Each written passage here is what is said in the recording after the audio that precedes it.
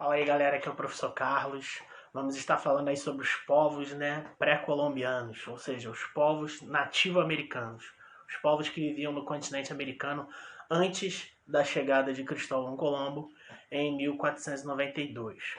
Pois bem, quando a gente está se referindo a esses povos, obviamente nós estamos nos falando daqueles povos popularmente conhecidos como índios. Então a primeira coisa que a gente tem que fazer é desconstruir, né, uma ideia que se tinha no passado. Hoje nem se tem mais esse tipo de ideia, mas ainda tem gente que pensa assim, de que índio é tudo igual, é tudo a mesma coisa. Então esse pensamento é completamente idiota, completamente imbecil, desculpem a expressão, imbecil no sentido de você não ter acesso ao conhecimento, né? Não no intuito de xingar, mas quem pensa assim é um pensamento muito atrasado. Precisa é, reformular sua maneira de pensar. Por quê? Porque nós temos várias tribos, vários povos, várias etnias indígenas com costumes completamente distintos, completamente diferentes. Se a gente for pegar, até pela divisão da colonização, por exemplo, nós temos índios da América Espanhola que tinham um tipo de cultura. A América Espanhola é aquela porção que foi conquistada, né, pela Espanha, que são os países hoje que falam aqui no espanhol, né, o castelhano aqui na América. Aí a gente pega lá do México, na América Central, até aqui na América do Sul. Nós temos na América Portuguesa os índios brasileiros, que tem uma cultura completamente diferente dos índios da América Espanhola. Nós temos também os índios que foram dos estados que hoje seriam os Estados Unidos, né, as 13 colônias, onde foi colonizado pela Inglaterra, que também são índios completamente diferentes. Começando pelos índios da América Espanhola, a gente destaca aí três, que seriam os Incas, Maias e Astecas, né, que formaram grandes civilizações. Temos outros também, como acho que o Império Tolteca, é um império conhecido, mas de menor porte. Tem outros povos ali na América Espanhola também, mas esses três que eu citei são os mais conhecidos.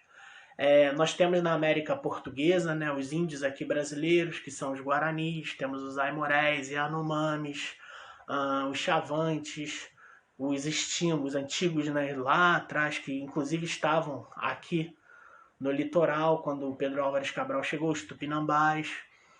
Nós temos então uma variedade de índios aqui. Nos Estados Unidos também a gente poderia citar os índios Comanches, os Apaches, os Silks, os Moicanos, os Hurons. Então, cada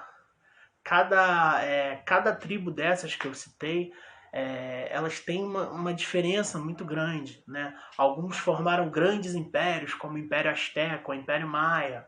Outros formaram grandes troncos ou famílias, como é feita mais ou menos a divisão, por exemplo, como o tronco, né, que a gente chama de Tupi-Guarani. Então a gente precisa ter essa compreensão, que existia uma multi... uma multi multietnicidade, se é que essa palavra existe, né? Existia uma complexidade, digamos assim, melhorando, né? Vamos melhorar aí o português. Um conjunto de diversidade gigantesco no continente americano. E, lamentavelmente, muitos desses povos, se não foram completamente dizimados, perderam, né, perderam o seu brilho, o seu auge, em parte por causa da chegada dos europeus aqui, mas em parte também, quando os europeus chegaram aqui, espanhóis e portugueses, muitos desses povos já estavam, né, alguns que não estavam em declínio já até tinham sido extintos, como por exemplo a gente vai falar de alguns desses povos. Pois bem, a gente vai começar com esses três povos que eu falei referente da América Espanhola, começando pelo Império Maia. Então, os maias, eles são uma civilização, eles estão ali numa posição que a gente chama geograficamente de Mesoamérica. Seria ali entre o México e a país, né? E ali o leste de El Salvador. A civilização maia teve o seu auge aí nos anos de 250 até 900 depois de Cristo. Então, aí séculos, né, de auge essa civilização maia.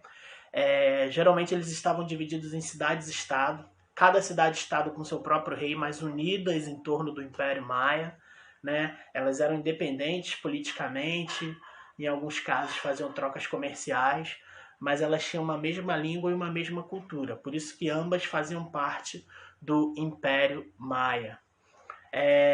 Você vai ter o rei nessas cidades, cada cidade-estado vai ter um rei, mas esses reis geralmente eles eram auxiliados por um conselho, né? Geralmente um conselho de nobres ou de religiosos, de sacerdotes religiosos, e esse rei ele centralizava o poder em parte nas suas mãos, tanto na figura política quanto na figura religiosa. O rei ele tinha essa autonomia, ao mesmo tempo que ele era visto como a principal autoridade política, ele também era visto como a principal autoridade religiosa, acima inclusive dos sacerdotes. O rei era, como eu disse, ele era aconselhado, ele recebia auxílio, né, de um conselho de nobres, de uma elite, né, e também de membros da religião, né, nesse contexto aí dos sacerdotes, né, maias. E a maioria dessa nobreza, dessa elite, eles eram os donos das terras e o povo trabalhava no campo. Embora a agricultura maia seja o, digamos assim, carro-chefe da economia, a economia dos maias dependia muito da agricultura, as cidades-estado também vão ter um grande comércio, um comércio muito vivo. As cidades-estado maias eram cidades-estado muito desenvolvidas. Geralmente quando a gente tem, eles desenvolveram sua própria escrita, tinham sua própria mitologia. Eles eram muito avançados, por exemplo, no campo da matemática, no campo da astronomia, e formaram assim uma vasta civilização. Uma civilização aí que vai ter o seu auge e o declínio. A gente não sabe bem ao certo o que levou ao declínio, ao fim da civilização maia. Mas alguns historiadores especulam o que poderia ter levado. Tem várias, desde causas naturais até invasões de outros povos, mas a principal delas é que o sistema que eles utilizavam para a agricultura, de desmatar, eles desmatavam o solo, queimavam, né, através de queimadas, queimavam o solo, depois preparavam aquele solo para plantação. Faziam isso repetidas vezes com o mesmo solo. Isso acabou desgastando, empobrecendo o solo, aquele solo não vai ser mais rico em nutrientes, o que vai fazer com que cresçam menos produtos ali. Logo, se você tem menos produtos, você tem menos gente se alimentando, e isso ao longo do tempo vai acabar levando ao declínio dos povos maias. Não se tem certeza disso, mas esse é provavelmente o motivo que levou aí ao fim da civilização maia. Um fator de curiosidade interessante é que tem a questão do calendário maia em 2012. Talvez vocês não se lembrem, mas falava-se muito do fim do mundo no ano de 2012, o mundo vai acabar, o mundo vai acabar. Eu vou colocar até um trabalho sobre isso para minhas turmas, no caso, de 7º ano. E é interessante porque o calendário maia, ele para ali no ano de 2012. Existem aí várias, né, vertentes como esse mito se espalhou. Teve até um filme que criaram em 2012. Uns dizem que foi uma profecia dos maias, que ia ter um grande cataclisma no ano de 2012, e outros dizem que isso era uma coisa comum dos maias. De tempos em tempos, eles acreditavam que existiam ciclos, que esses ciclos iam mudando, acabava-se um ciclo e começava-se outro. Mas essa questão de previsão do final do mundo, ninguém sabe ao certo.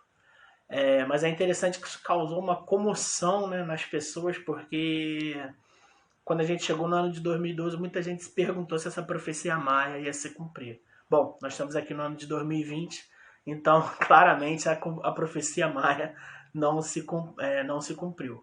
Bom, nós vamos ver nos próximos vídeos as civilizações astecas, o grande império asteca e a civilização dos incas. É isso, pessoal. Boa aula e bons estudos.